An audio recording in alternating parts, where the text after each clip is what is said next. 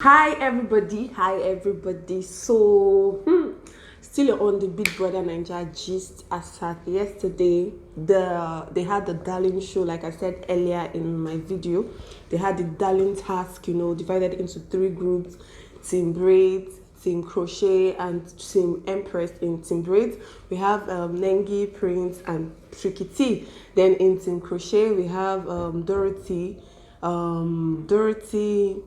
Lakon and Neo, and then in Team Empress we have Kiddwaya, Ozo, and V. So just picture these three people. You see that in the other two teams there is nothing, like they know nothing. The guys in those teams, they know nothing about braids and whatever. But in the first team, Team Braids, Prince is a bad hairstylist, Tricky is a director, Nengi is a badass model. Like their team was like a perfect team, and finally they won. The first, to me, the first segment and the second segment, they killed it. The photo shoot and the walkway task, they killed it. So these people, they just pack them in the house, give them food, give them tasks, and they win money. As in, is this not worth going for?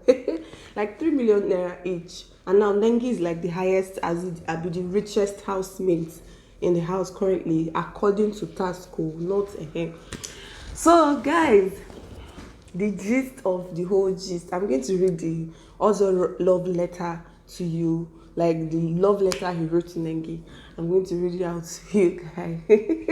So this one says, with you, I want everything. With you, I'll always have a friend, lover. Your smile and laughter gives me joy. This is like the first segment too. As you can see, the paper is still very, very plenty. Okay, part 2. Let's see.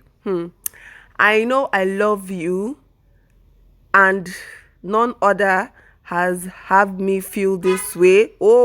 You are a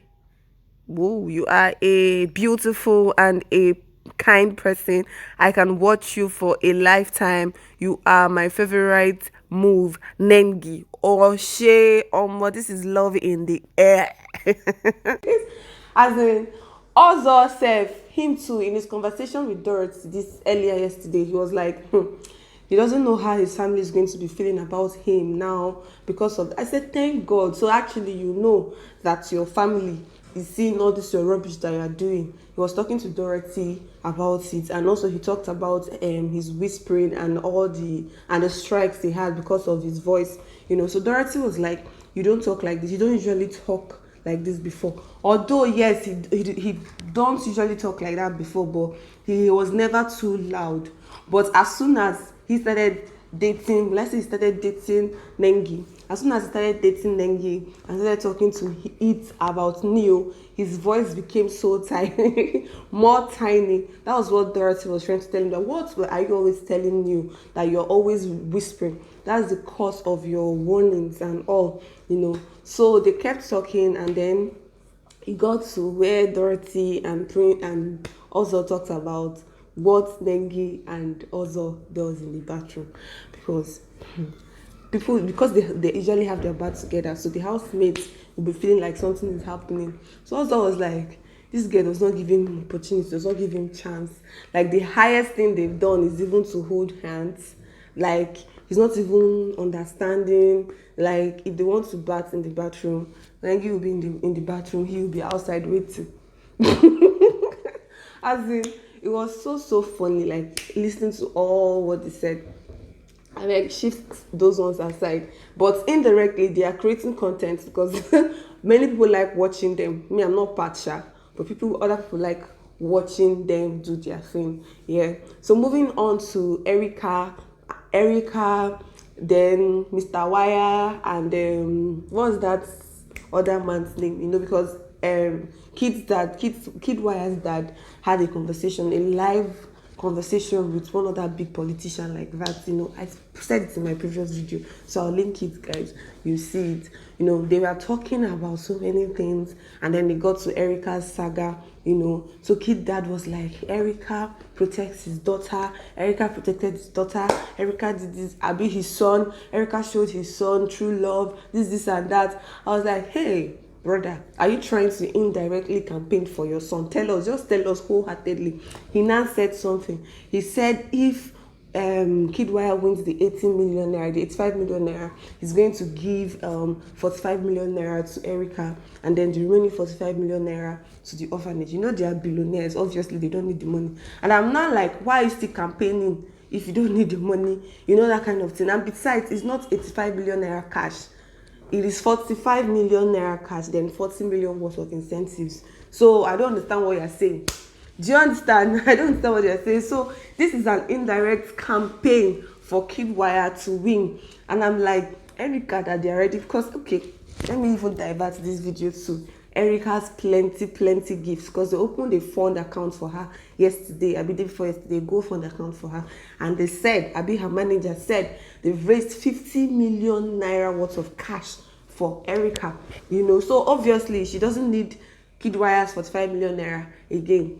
And we don't know if the money is audio or real money. It is when Erica talks. By the time she talks, that's when we know. But Bobrisky had promised her 1 million naira. A lot of people had promised her 1 million naira, millions of naira, you know. So Erica, in her interview yesterday, she apologized to the whole public. She apologized to everybody. I said that before. She apologized. And she now said that she doesn't hate Lekon. I was like, you don't hate Lekon, and you did all of that, and you even said you are going to kill him. People are not saying that it's anger driven and everything, that she didn't mean what she said. Okay, you didn't mean what she said, but if she came out and she saw that Lekon was actually nothing outside, would she have apologized to Lekon like that? But she came out and she saw Lekon's force. Like, she saw Lekon's army, and then she immediately changed her topic, her language. She now said, and they're going to talk. She didn't mean it. She was angry, this and that and that and this. I don't even know what to say about it, but she said she's happy to be home, and I'm happy for her that she's home. That's it. So moving on, guys. Yesterday's rap battle was on another point, because the housemates had opportunity to insult themselves for free and nobody picked offense. So I'm going to play short clips of the insults for you to see by yourself, because it was much. And Kiddwaya was just laughing as if they just he was laughing uncontrollably. At some point he fell on the floor and was laughing. The most hottest one is about V and I know you didn't get your ugly looks from your mama. You are long like Third Mainland Bridge. But unfortunately, your dick is fucking small as shit. And Kiddwaya was just laughing as if they just he was laughing uncontrollably. At some point he fell on the floor and was laughing. Pencil looking ass motherfucker. Looking like a broke ass Chris Tucker.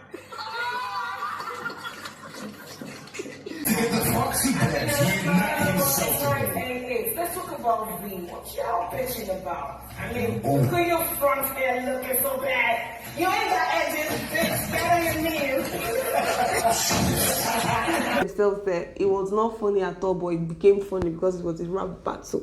So guys, stay tuned on this channel. Stay tuned on this channel. You know what to do. Click the red button to subscribe. This is Juliet Okeke. I love to tell you about interesting gist, interesting movies, you know. Stay tuned on this channel for Big Brother Gist. I sign out.